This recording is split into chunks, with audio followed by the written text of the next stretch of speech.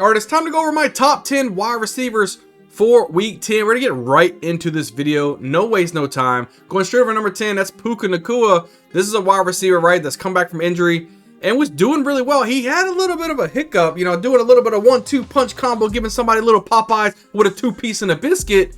But, you know, I think as long as he calms down, he's going to be good, right? I mean, let's just face it. Matthew Stafford looks for Puka Nacua and Cooper Kupp quite a bit. They're both great wide receivers. You don't really know who's going to have the game this week.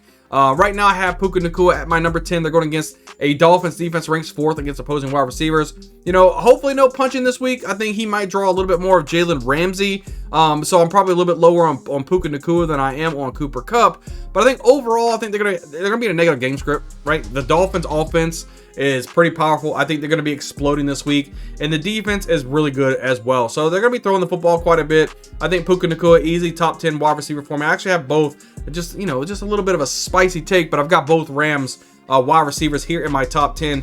I got Puka a little bit lower though, because I do think he draws the Jalen Ramsey coverage quite a bit more. Even though I know Jalen Ramsey isn't what he was in the past, he's still a really good corner. I think he lands on Puka Nacua quite a bit, but that's why I have him here landed here at number 10 for me. Move right along here. At number 9, we're going Zay Flowers. I believe he is the first time I have Zay Flowers in my top 10 any week this year, but he's just starting to do really good. He's extremely hot right now, and I think he's going to keep the ball rolling, right? This week they're taking on a Bengals defense that ranks 12th against opposing wide receivers. He's been going really crazy last couple weeks, right? And I got to keep the ball rolling. If the guy's consistently putting up these numbers, and they just added Deontay Johnson on the other side of him as well, and I think that's only going to help Zay Flowers, right? I know you got Derrick Henry in the backfield, but Lamar Jackson is really starting to look good passing the football, and Zay Flowers is the big reason why. He's throwing the football all over the field, and him and Zay Flowers are really hooking up. Love him here. I think going against the Bengals, he's going to have another big game. It is what it is. You got to call a spade at this point. You can't just keep writing these guys off when they're consistently week in and week out putting up solid numbers. That's what Zay Flowers is doing for you.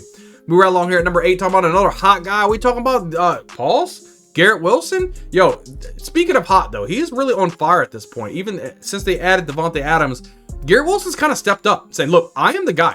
I am here. I am ready to show out, and that's what he's doing. This week, they're taking on a Cardinals defense that ranks 13th against opposing wide receivers. He's still the alpha dog in this offense, even with Davante Adams still being in place, right? So even with Davante Adams there, I think that's getting better. That connection with Aaron Rodgers is getting better, but it's been a couple years since Aaron Rodgers has been able to throw to Davante Adams. Aaron Rodgers a little bit older, Davante Adams a little bit older, maybe a little bit of rust there, but where Russ is not is over there with Garrett Wilson. He is throwing this guy the football. He is putting up, what? He had, what, 30 points or close to 30 points in 2 weeks out of the last, like, 4? The dude's going absolutely nuclear right now. Garrett Wilson, you got to have in your top 10 just because of the consistency that he's having. He's throwing these crazy numbers up. I like myself some Garrett Wilson. I think Aaron Rodgers has himself a big day, and Garrett Wilson is one of the reasons why. So move right along here at number 7. We're going Malik Neighbors. This is a wide receiver that kind of started out a little slow last week. And I think this week, I think Daniel Jones needs to come in here and say, look, I had a bad game last week. This week, we're righting the ship. They're going against a team that they can absolutely destroy. They should destroy.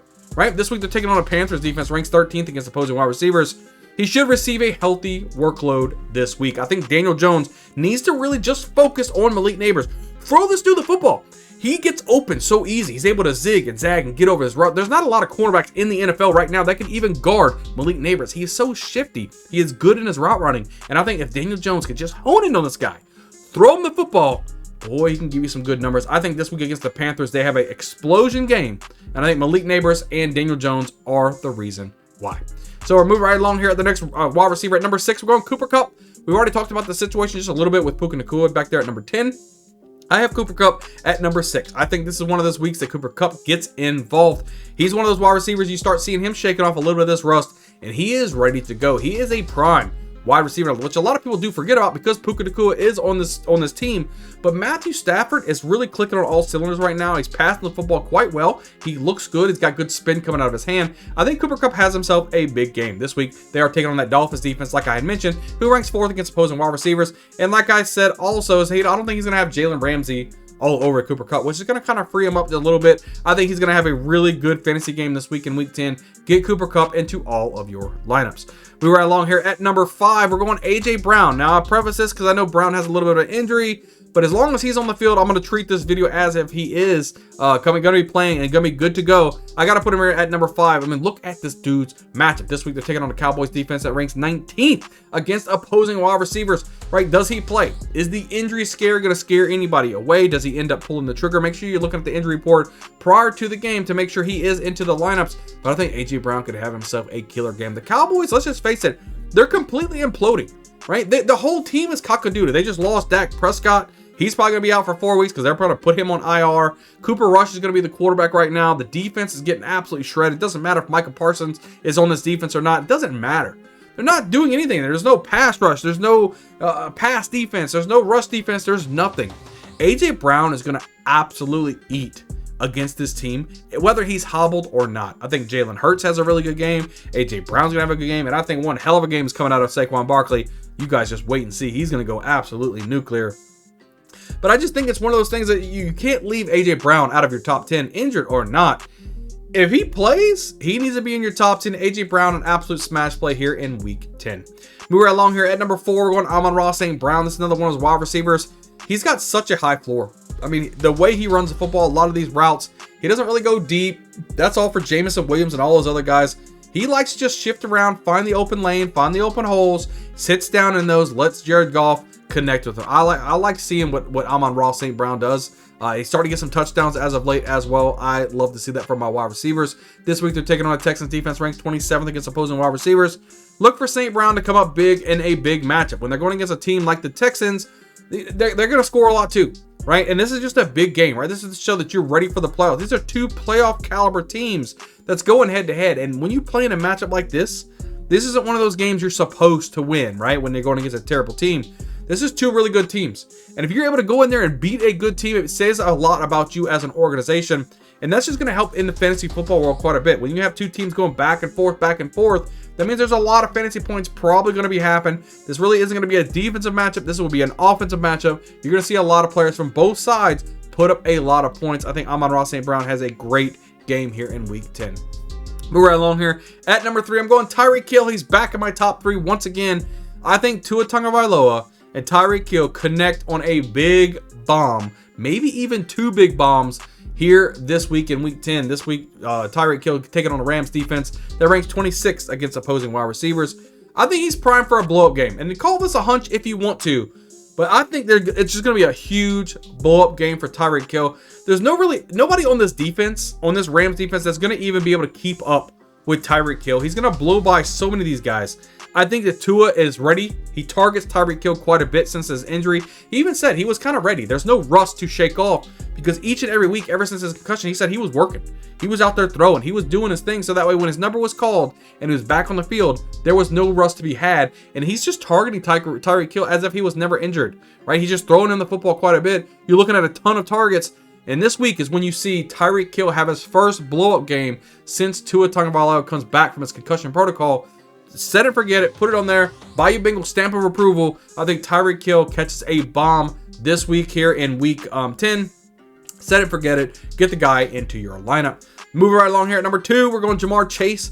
This is another guy that I think he catches a bomb. I think he goes deep, right? This week they're taking on a Ravens defense that ranks 32nd against opposing wide receivers.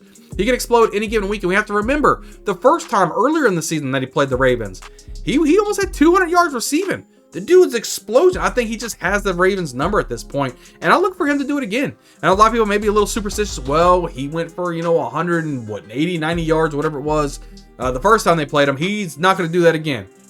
Cock-a-doodle, shut that out. I think he has another explosion game against the Ravens defense, who's struggling to stop anybody when they're passing deep. They just don't have the secondary to really help much. Yeah, they're good against the tight end position. That's about it. So Mike Gesicki might have a little bit more of a rough time with I got Hamilton on the other side of that defense. But other than that, I think Jamar Chase goes wild, goes deep, scores you a plenty of fantasy points. Love myself some Jamar Chase here in week 10, which lends us for number 1.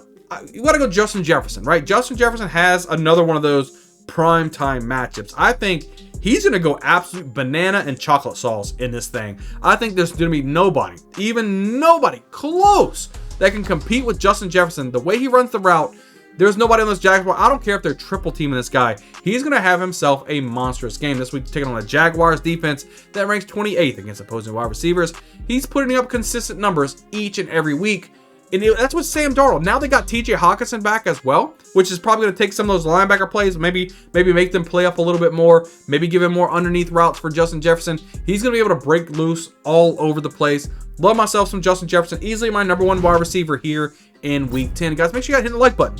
Hit a subscribe button. Most of you guys watching the video aren't even subscribed. If you made it this far in the video and you're not subscribed, do me a favor. Do you a favor. Hit the subscribe button. Really helps out the channel quite a bit. And leave a comment down below. If there's somebody in the top 10 that I didn't put in here that you believe should be in the top 10, let me know in the comments below. I love going back and forth with you guys. I like seeing y'all's opinions opposed to my opinions. It's all good and dandy. Guys, we're putting out multiple videos each and every week, right, to help you set the best lineup possible. That way you can ultimately win a championship. And I tell you guys all the time, I can't wait to see you on the next video. And we'll see you guys next time.